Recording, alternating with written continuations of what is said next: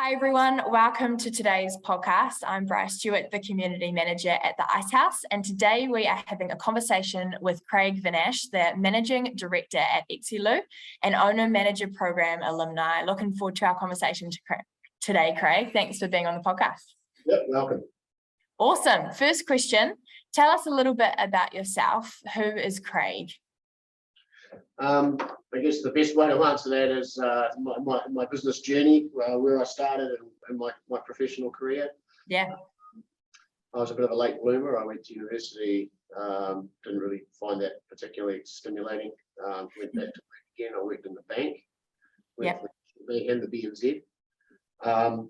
Realised pretty soon that after a couple of years of doing that, that I probably need to go and do a little bit more study and go back to that. So I went back and enjoyed my last 2 or 3 years at Waikato University, and then before graduation, I obviously received my certificate, but I didn't go to a graduation. I went overseas. And I went travelling, backpacker stuff. Worked in London in the finance markets. Travelled around Asia, Europe, Africa. Wow. And then came back home and needed a job. And my first role, really, after some quite difficult period of time trying to get a job, was working for a company called Feltix Carpets, which was a large carpet manufacturing company in New Zealand. And I started in doing a promotional role. I did a marketing and international business studies degree at Waikato. So I thought I'd better use something or do something with it. And I ran a vacuum cleaner promotion, which was having some trouble, and dealt with that. And then after that, they offered me a job. If you like, it was almost a cadetship. They offered me a job in their export department, managing Asia Pacific and Middle East customers and the west coast of North America. Sounded very fancy, but essentially I got on a plane and sold carpet to 5-star hotels, designers. Wow. Cool. I did that for about 3.5 years. Had some wonderful times driving around the world as a 30-year-old something or other, and then came back and decided I better go and do some. So I'd done my sales piece, and I thought I better go and do some marketing stuff. So I moved from there to a company called TrueTest, which has recently been taken over by a company called Datamars. But TrueTest was one of the sort of premier agri-tech businesses in New Zealand, and I started there as a category manager, working in the electric fencing category, and I did that for a few years. It was probably about 7 years, and worked my way through the positions and probably cut my teeth on my marketing and packaging and basically the full ownership of the marketing mix, up to pricing. And at that point, it was time to move on again, and I moved from there to a big American international company.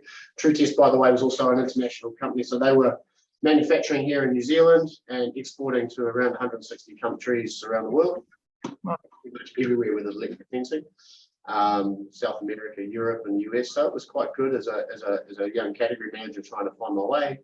Cool. I was able to sort of have exposure to all that export stuff. So there's a bit of a theme starting to run through this. Then I joined a company called ITW, Illinois Toolworks. That was an American business, and they had nearly 900 business units around the world, so a large corporate, I think a Fortune 150. So being part of an organisation of that size was quite amazing for me. I joined as the marketing manager, so I stepped up to the next level, which was basically having more responsibility and some people working for me. Yeah. And learning all of that. That was a really good teaching and learning experience, a fantastic organisation, great people, world-leading products and innovation. So having exposure to that from seeing kind of the best of what New Zealand had to offer with Feltix and TrueTest, moving to somewhere where you saw what the best in the world had, and certainly one of the very best in the world. So I worked my way through some roles there, finishing my time as the marketing manager for Pasload, which was nail guns for New Zealand and Australia. So our management team was based in Sydney. I was the only member of the senior leadership team based in New Zealand, which is a challenge. Miss out on the water cooler moments when you're working as the only one. And of course, my travel was divided between the States, going up to Chicago a lot to head office, and also into Australia. At least 2 weeks a month I was on the road. Wow. And I guess in some respects I probably didn't manage my wellness too well there. And Yeah. there was another restructure, and the restructure was me into a role that I started as a new innovation, and taking essentially nail gun technology into the rural market. So kind of putting together the two of my favorite things. And we managed to get a little project off the ground called Stockade, and I was tasked to take on that role. At the time, I'd been doing that for a while. The travel was about to get again another level higher, and more time spent in North America than I really wanted to be away from home. From leading a team of 12 marketers to being on my own, and then trying to chase those resources became probably a bridge too far for me at that time in my stage, and at that point I opted to drop out, and I moved into a role here at Exeloo. So Exeloo is really the start of my journey in terms of what we're here to talk about today. Role that I moved to was a group sales and marketing manager for a very small exporter. I'd come from a net exporting business background for many years, with a brief stint as a net importer with ITW. And joined Exeloo as a next, and I really enjoyed manufacturing. I love manufacturing. I love the complexity and the challenge of manufacturing. I love to see New Zealand companies doing well. This one had a great founding crew with Dan and Chris Glue, who founded the company 30 years ago, and they were looking for a succession plan. And I fit the bill, and I probably did, because I'm unusual for New Zealanders to have US experience that they were looking for as an export-based or an export-led organisation, in terms of its growth strategy at least. The US was the big wide market that we were trying to access, and some experience and knowledge of how that worked, and at least not being wide-eyed and wonderful when you go over there not knowing what's going to happen. I had green edges very much knocked off me about the US market, and so I joined the company as sales and marketing. So I had to sort of step back and do a bit more marketing stuff, try and tidy up the website, did a few sort of task-orientated jobs, and then led sales resources. We went through some change over the next few years, and finally, once I'd learned enough and Dan and Chris had enough, they decided that they were going to sell the business. And of course, my role was put in place as a manager in place. So it was a planned approach. Yeah. At that point, I had to find a partner, because I couldn't afford to buy the whole thing by myself. And having sort of tested a few potentials. I found Andy Harris, who is my business partner today. He came and joined us about a year before the MBO. He joined us as a contractor, plumber, gas fitter. And Andy's background, albeit he wasn't on the tools anymore, he was more interested in the management and systems approach. We met, we discussed it, and we put a bid together and were successful. And so over the business on 1st of April 2020. 1st of April 2020. So there's always something I say to people: it's great to buy a company and shut it down for a month. That's an interesting time to buy, or to take on that ownership. But obviously been quite a cool journey from there. How would you explain Exeloo to someone that has no idea or hasn't heard of it before? I guess it's in our taglines. We make intelligent public toilet systems. So we build buildings that go to parks, reserves, transit stations, and our key client base is local government. So council, transit authorities, cities, and as they're known in the US, for example. And they have projects where they're building parks, recreation spaces that have swings and slide sets, but they also need public toilets. Yeah. So, the product we make was conceived by Dan and Chris Blue back in the late 90s, early 90s, and and today has evolved, I guess, a long way. But the intelligent part really comes from the sensor-based technology that we use. Yeah. Public toilet experience to be private and comfortable, and we want that experience to be as hygienic as possible, of course, and safe. Yeah. So, yeah, very cool. We build fully integrated buildings, about between 8 to 12 tons in weight, and they are basically inserted into a part like I always say, like a toaster into a kitchen. The kitchen is a park, and you just plug it in and turn it on. So good. Yeah, that's cool. And like, I'm sure this would have happened during the COVID times, but tell us a little bit more about going viral on TikTok. A little bit over the media with the headlines: New Zealand made toilet named America's best public loo. What was this experience like? You've obviously just taken ownership. You're in the media a little bit. Did it change business in any way? I think the social media thing was definitely played very heavily by the media. Yeah. Remember that TikTok particular one was done on a public toilet that we had put into Colorado Springs. It was a market that we hadn't really previously focused on. Every state in America is a country, and it has its own set of rules. Yeah. And the opportunity presented itself. We were desperate for some sales, to be honest, because we'd spent quite a long time trying to develop the US market, and there's typically a 4 to 6 year lead in if you're ever trying to break the US market. It seems to be a pretty standard thing if you ever talk to anyone who's ever tried to do it. It takes a long time, great enthusiasm, but a lot of trust that has to be established and developed. And of course, if you're an importer into that market, you have to prove that you've got skin in the game and that you're willing to do it. So we put a toilet into Colorado Springs some months before the word came out that we had won the award, which is a voted award. But we won the award. This TikTok thing had come up, and our US sales guy had sent us this clip, and we sort of didn't really think too much of it, I guess. Great, what's TikTok? I don't know, some sort of dancey thing, whatever. And anyway, so and then all of a sudden it just went crazy, because the guy who had quite a bit of personality, if you've seen the clip, he's got quite a bit of personality. Yeah. These public toilet systems in the US are still very unique. So I guess they thought the old Star Trek thing was pretty cool. And so I think the media really picked up on that more than we did, to be honest. I think we reposted it on our LinkedIn, or I don't know.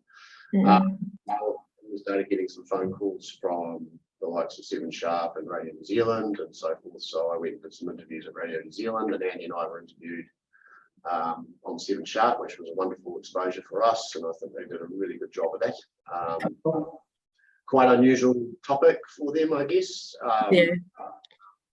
But I think showcasing a Kiwi business doing pretty well, and of course winning the award. We not only won that award, which I'm staring at right now up in the boardroom, we also Innovation Award for the year for 2020 for the state of Colorado. So the part, typically the councils or the cities in the states, as they're called over there, typically the city applies to have an award. It gets voted on and so forth, and we were fortunate to win that as well. So we were a big part of that park development award. So it was pretty cool. And like you said, like, it's one thing to actually break into the US market, another thing to be winning awards in the US market. So congrats, because that's quite a big achievement and a cool way to kickstart that ownership. Yeah, it definitely gave us a narrative that we wouldn't have had. And I think thanks to TikTok for that, and thanks to I don't even know his name. I know, I think Alex has reached out to him, but and of course in the background there we were cultivating probably one of our most significant relationships in the US, and that's with parks. So in context, New Zealand has sort of 80 something or other councils, 85 councils, I guess. Australia has about 560, of which we sell to about 40. And in the US and California alone, there's nearly 500, 480 parks departments.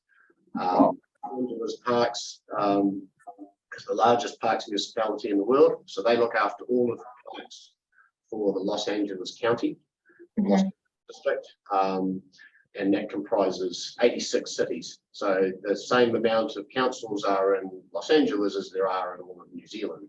Wow. They do all the parks and recreation development for all of those cities as a central organisation, and we are, as of this year, the supplier of choice for LA parks going forward. And so we build anywhere between 120 and 140 units a year. They will probably purchase 20 to 30 from us alone. So it obviously gives us a massive opportunity for growth. Yeah. We're expecting that we'd like to put a factory up there at some stage of our own. It will be a screwdriver factory. I think it would be quite a good opportunity to do that once we've established that base. Absolutely. Yeah, that's awesome. Congrats. That's a massive achievement for you and the team. Yeah, it's great. What motivates you to get up in the morning every day, Craig? So you've got all that going on. What's your biggest motivation? A lot of things. I'm a bit tired at the moment. We're just recovering a little bit from that process, but there's probably 2 or 3 things I really like about what I do. The first thing is I love the people here. I know it's a very cliche thing to say, but Andy and I are working very, very hard on the culture of our business. Right. We're a small team. There's only 40 or so of us, and it's kind of us against the world, if you like. And I think there's very much that thing. And of course, COVID has played a big role in I guess challenging the culture of our company. We put a lot of energy into our staff. We have developed training systems and bits and pieces like that, which we're really proud of. Succession planning for all our team. And I think from that standpoint alone, walking in and seeing a smiling face is a really nice thing to do in the morning as a business owner. Coming into a whole lot of problems and everyone not solving them or wanting you to solve them is a really, really hard thing to do. Yeah. We're welding together our management team, welding a sub-management team, which is our development management group, and also putting succession plans in and training opportunities for our team downstairs, and it really just changed the vibe significantly. We do all the traditional stuff as well, with fishing trips and the barbecues and whatnot. But I think having a sense of purpose and my sense of purpose is the development of that team, and I really get a buzz out of doing that with them and seeing them come through and come alive, Yeah.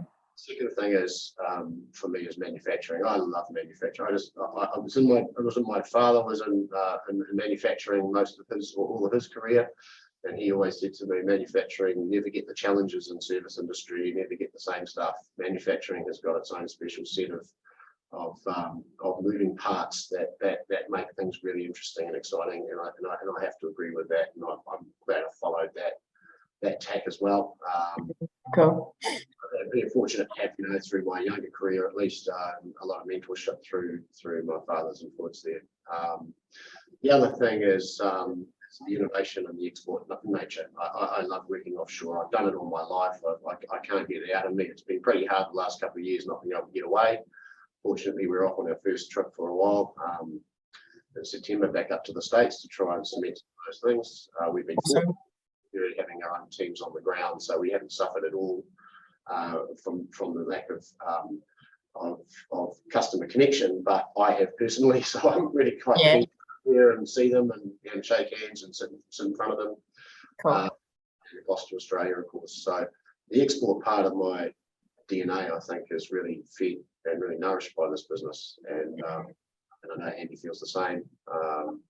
So those are probably the things: the people, the manufacturing, the export environment, and the customers. Actually interesting, and I know, having come from more commercial type customer base to a council customer base, it's like anything. There's good and bad stuff. There's good operators and ones that need development, but the customer base is a really interesting challenge for me coming across from the ITW world into here. So having local government as customers really creates its own special set of skill sets that you have to develop. Yeah. Number one. Can imagine. No, great points, and really cool to hear sort of what motivates the leader in the business. So yeah, bring some good insight. What's one thing that you wish you knew at the start of this business ownership journey for you? I guess it's not an easy one to answer because you don't know anything, right? So you come into it with a thinking you know stuff. And I think I've been prepped pretty well. As I said, I had some great opportunities when I was with Alumni Toolworks, and international experience, and also exposure to some of those very top end senior people in organisations of large organisations. So stepping into the ownership role really didn't feel any different to me, and I think we can probably put part of that down to the fact that we had a month off, right? So when I say we had a month off, we didn't. It was probably the hardest I ever worked that month, taking over the business, forming the management team, getting the KPIs in place, starting to work through how we're going to get back, what's the future hold, are we dying, what we're going to do.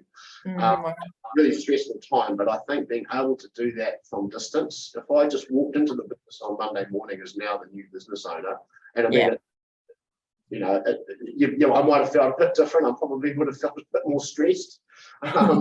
So I think in that respect, there wasn't a huge and again, having been exposed in those senior leadership teams, so I thought I was pretty well prepared for that. But my biggest weakness has always been, I'm a sales guy, so my bigger and marketing person, but more a sales guy, and I've always struggled with the numbers. So part of the owner manager program, of course, is a module in there, and of course it was quite the timing of that when we did that course, or I did that course. Was pretty pivotal in some of the things that I was going to bring and have brought into the company.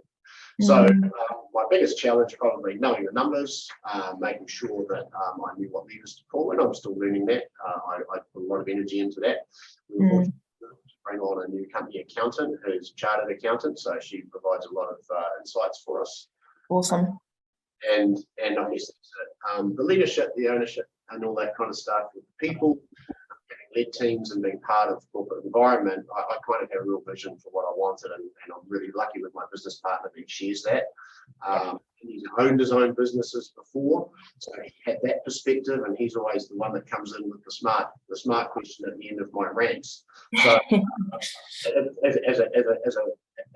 as a partnership, I think we've been really fortunate to fall in each other's pockets. Things are going well for us at the moment, and we do spend time and energy on the relationship, which I think is very important as well. So I guess those are the challenges. As a owner, you've got to have a really close relationship with your business partner and that shared vision, and I think we have that. Yeah, absolutely, big part of it for sure. What's been a highlight in the journey so far? Oh, without doubt, the rise of our US business. That as an employee with Dan and Chris trying to develop that market, I mean, it's a pretty frustrating time, and I know our huge amount of credit goes to our salesperson in the US, Alex. I think it's a real reward for him to actually have added to his team. So we have 2 salespeople up there now. We're going to add a 3rd one. And I think, we've always seen that as the development market. It's the crawl, walk, run mentality that we learned in the corporate world. We were crawling for so long. It certainly felt like it, but you don't realise the progress you're making. But without doubt, the US development is now in the walk phase. Obviously, we're still challenged by regulation and importing barriers, but we work through those as we do. And the result and the customer feedback has been phenomenal. So, we have learned that market, we've earned our stripes, and I think we deserve where we're at. A large part of that goes down to the hard yards that Alex did earlier. And also the vision and the investment that Dan and Chris put into that market, albeit, it was a contentious idea. I mean, we had quite a thriving little business in New Zealand and Australia. To the scale of the US is a big challenge for a small company, and I think we've done that in a measured way. We're not expecting to break any records. What we're doing is this in a planned approach, and I think that's been the key to it. Yeah, small steps. And it's amazing what you can achieve with many small steps put together. So that's quite a cool success story right there. How do you keep a focus on innovation within your industry? I feel like Exeloo is very innovative compared to others in the industry. How do you make sure that's always a focus? 2 parts to that. First part is I come from a category management background, so product management is my go-to place. When things get really bad, most people tend to go to the things that make them happy, right? Yeah. back into the product management. I'm not a technician. I don't pretend to be a technician. I leave that to others. If I tried to be a technician, I'm not like the former owner who was the entrepreneurial technician. I'm not that person. Yeah, yeah. And I'm fortunate, Andy and I are both fortunate to be a team of very experienced people that know their stuff, and they're very happy to share knowledge and grow. The first bit is product management is really one of the pieces that and putting structure around that, and making sure we invest wisely, and our return on investment and that stuff is important. Obviously, the market insights and feedback from our customers as well. Quite often, the market just takes you in our industry, because it's very slow moving. The market takes you somewhere, and we can obviously pick up trends over a long time that we can then hone in on and try and around those. So one thing is that product management. The second part is we've restructured our management group, if you like. We have 5 managers in the business. It's myself and Andy, and when we started, we had an accountant, obviously. We had an operations manager and a factory manager. We've simply restructured that slightly and given jobs and sat down and worked out roles and functions within the job to get more focus on areas where we believe we need to spend time. One of those is supply chain management, and the other one is innovation. So on the innovation front, we had a very experienced, in fact, he's our longest serving employee, Eric, who's been with us since he's 26 years now. Wow. Pretty much grown up with the product and the business. He joined very early, and has pretty much invented a lot of the technology stuff that we have to do. So he's, while not a trained engineer, he has very specialist institutional and technical knowledge around the product we have. Changed his role from essentially being a service person to moving him into what we now call the technology team leader or technology group leader. So he's in XLT, senior leadership team, and he now has the sole operation responsibility for the service and support part, but also in our design team we're also investing in. So having that experience, my process control, and then focusing on market insights sounds simple. It's one of the hardest things to do. Getting the balance right, and then driving projects forward. And there's a couple of projects which I can't talk about right now, which are coming through the system, which are about to see the light of day. I mean, I'm really, really excited and encouraged by that. Awesome. So I think that's the focus on an innovation piece. You know, a bit of knowledge here and a bit of institutional knowledge, mixed with some customer insight. Mix it all in a bowl, and hopefully the right stuff falls out the bottom. So far, so good. So cool. That's awesome. And cool to hear that you've had that team member for that amount of years, and they're continually being stimulated in their role. You know, that's massive to be able to do that. They're obviously very stimulated. They have the trust to bring the innovation ideas and to use, you know, their gifts. So that's very, very cool. Yeah, and I think I see that almost as one of my primary roles. I mean, I remember my father years ago telling me, he said, the more senior you get in an organisation, and he was talking in corporate organisations, of course, you know, we're just a little family business, really. But, you know, in a corporate organisation, the higher up the totem pole you end up, the more HR you do. And so I've definitely taken that on board, and of course observed that in other companies, and then tried to apply what I hope were the right things to do with our people here. Yeah. And so far it seems to be paying dividends. I mean, we've got a pretty motivated team. Cool. People are going okay, and I see that was one of in my leadership position as one of the key functions I have is ensuring that I'm the cheerleader. I don't want to build toilets. I don't want to get a screwdriver and do it. I'd be useless at it, and I'd annoy them. So I stay out of their way, give them the tools, get out of their way, you know. And I think I've heard that theme so many times when I talk to other people in similar sort of roles. Yeah, absolutely. Just trusting the team, hiring good people, and then trusting them to do the work and cheering them on. That is such gold right there for any person in that leadership position within, you know, a corporate, yes, but also an SME and any size business. So yeah, thanks for that, Craig. It's awesome. Would love to hear when and how you heard of the Icehouse and the Owner Manager program. I think the Icehouse organisation is a pretty well-known organisation, and certainly in New Zealand. I think Hamilton had a lot to do with getting that profile. Members of that group. I didn't really know much about what they did, other than I think they were training, or they kind of operated like a sort of shadowy group in the background of, helping businesses do stuff.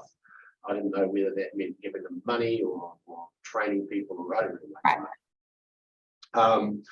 I guess when we took on the business, the BNZ actually, who have been our bankers through this acquisition process, have been absolutely phenomenal for us. Also, definitely in my view, based on what I hear from other business leaders around like sort of similar size to us, are very proactive in the business development phase and investing in small companies. Absolutely phenomenal. And they came to us and they said, hey, we'd like to sponsor you, certainly partly, to get us a spot in the owner manager program. And I think that's a great endorsement. What is it? And they said, well, you're a new business owner, so you might benefit from some of this training. So that's how I came into contact with it. And I checked with Andy. It was only one spot, so I checked it with Andy, and he goes, no, you're the right guy for that one. Cool. So we paid our bit, and BNZ helped us in and got us a letter and wrote us a recommendation, I guess, and we ended up there. Very cool. I like that. Were there any reasons that held you back from starting the journey with the Icehouse, or did you get straight into it from that point going, cool, if BNZ's, referring me on this and they think I'm the right person for it, then I am, let's do it? Or were there any hesitations? Zero. Again, my father spent quite a bit of time being trained by corporates and leadership teams overseas, probably university, did a whole lot of stuff. And the benefits of that knowledge and the networks that were developed out of that were invaluable to him. Also, my time in ITW and prior to that in True Test, and the amount of energy and training that's put into the staff. I mean, when someone comes to you and says, hey, we want to put you through a course, you don't go, oh, no, I don't need that. You just you do it. And you don't get everything out of it.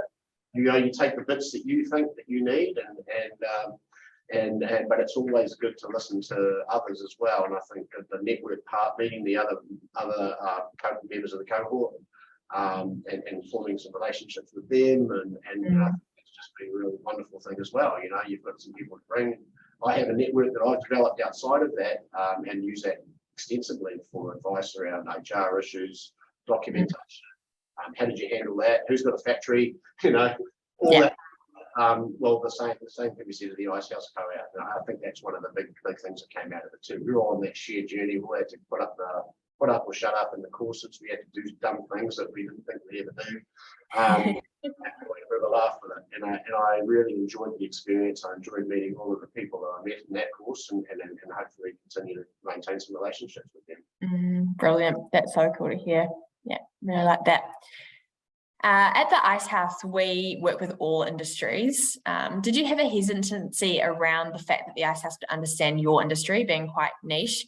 And now that you have been on program, did you feel like it was relevant to your industry and your business journey? I guess so. I looked at the people that were on that course, and there was a real mix of, wasn't a lot of heavy industry, like heavy manufacturing. So really consider heavy manufacturing with concrete, steel, big building type stuff. There wasn't a lot of that in there, but then as you kind of peel back the layers, not only when you went in and you started meeting them and you started hearing the issues that face their companies, I mean, we're all the same. We're all the same. And I hear that with my broader network of business contacts and people, what are you guys facing this week? Well, we haven't got enough people. We haven't got the right people. We've got too much stuff of the stuff we don't need, and the customers are paying sometimes. So we all hear the same thing. And I guess what you do get from it, or what I got from it certainly, was just broader perspectives on how people deal with those, and some of the ideas that the guys were coming up with and the girls were coming up with in that course were like, wow, man, you run hotels. That's a great way to reward your staff, or that's a great way to develop them. You can pull stuff from all of it, and I think that's the beauty of these types of training opportunities. Absolutely. I love hearing that you go in going, oh, these people get the challenges, and then you quickly realize that actually every industry goes through the same challenges and can bounce ideas around, which is the beauty of the network, that's for sure. Anything that you implemented into your business and maybe your lifestyle as well since doing the program? Well, I mean, from a technical standpoint, knowing the numbers course was, certainly a hit amongst the group that I was with, and also Awesome. my weakest areas, which is something that I'm working hard on, Lucy even comes to me, our accountant comes to me and goes, "Oh, you're doing pretty well at this now." And I go, "Yeah, well, yeah, but, at least I'm asking the right questions. I guess that's probably the difference. Yeah. Sort of smile and nod and hope things were going okay. That was cool. There was a lot of emphasis on wellness, a lot of emphasis on taking time for yourself, and I think that's, I'd say it'd be patchy, to be honest, of whether I've done that, but I do believe, at least I know it in the back of my mind, I've got to do more work around that, and also taking my time out with my business partner as well. I make sure we get away from the place, go and go and have a fish or dive. We both dive. Go and do something that we have a shared interest in, and then kick back with a beer in the evenings and just chat about stuff. Because that's where there's a real rich, fertile ground where you're relaxed. You're not freaking out about things, and you've got distance. And I try very hard to try and take time out to do that at least once a month. We're pretty crap at it, quite frankly, but we're going to do better. We can meet each other, because we're actually, at the moment, we're running two factories. So Andy's sitting in one, he's physically distant from me now. So we're, it makes it a bit more difficult. So, and more important, so wellness piece and getting together, and of course, making sure that checking it all the time with you. Some other owners out there, of course, running the business by themselves, or absolutely grab a network, grab someone, a peer, someone who just treat them as a business partner and go and sit with them. Yeah, that's great advice. Yeah, great advice. Thanks, Craig. And I like how honest you are in terms of implementing things into the lifestyle. It's always one that, that people can go, "Oh, have I not?" And I think it's on, if we're honest with ourselves, it's a harder thing to implement, is going, okay, how can I put myself first in my resilience and wellness? But good to hear that you're getting there. Any practical advice for business owners working on their resilience right now and their well-being, and any learnings from your business journey? So any practical advice? Yeah, anything practical. I guess there's a few things in there that you've said already, but anything else? Resilience.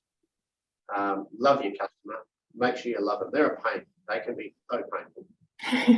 Don't love them, they won't love you back. I did a couple of presentations at the Auckland University, at Mass University, to their export cohorts, and I made them all get up and go and hug their customers, because it's so easy to forget that those guys are paying your bills, and of course, but members of this team can. And if you're demonstrating that and showing that to them, they'll do the same. They'll mimic your behaviours. So being consistent in that, and of course role modelling what you want in the business. Everyone hires in their own image. Try not to do that. But model the behaviours and encourage your team to model your behaviours, because culture first, business comes second. If you get the culture wrong, doesn't matter what you do, you won't get it. Yeah. So you've got to drive that, and that comes from you guys. That's really right. That's the philosophy I take forward. And don't try and do everything. Oh my God, waste of time. Sometimes stuff just rolls downhill, and you just have to put up with it. Yeah, absolutely. Awesome. Love your honest advice there. So I appreciate that. What does the future look like for Exeloo? Oh, I think very bright. I think obviously I'm going to say that. I own the thing, so I better be. But I think reality is we have a number of challenges. The supply chain thing and this labour thing is not going away. Maintain. I mean, I've got guys out here that are working really long hours, and we're trying to do our best to look after them. But I can see we need people. We need people. That's the biggest problem that's holding us back right now. Yeah. Good people. And we take a long time to hire. We don't just grab the first Joe that comes off the street. We test them, we put them in, they do trials, we do all sorts of things with them to make sure that the rest of the crew get to see them and meet them, and that they've got to fit. The face has got to fit. There's no doubt about it. Otherwise, culture goes out the window and the business goes backward. And I think the US market is just such an exciting opportunity for us, that we have four strategies essentially to our strategy. Develop your people, export their growth strategy with US market, build financial resilience, and and innovate where you can, right? So Awesome. Great. Products, that means anything across the board, process or procedure or new ways of doing things, more efficient ways to do it. We've even put a prize in around it for the team, so they get a share of the potential financial benefits of that innovation. And that's one that's producing some really good results. But yeah, those would be the things that I'd be looking at. Awesome. So cool to hear, Craig. And yeah, really appreciate you unpacking the business journey with us, the strategies going forward, the growth that you guys are having in the US, but also how important culture is. That really shines through in this conversation. So I really appreciate your time.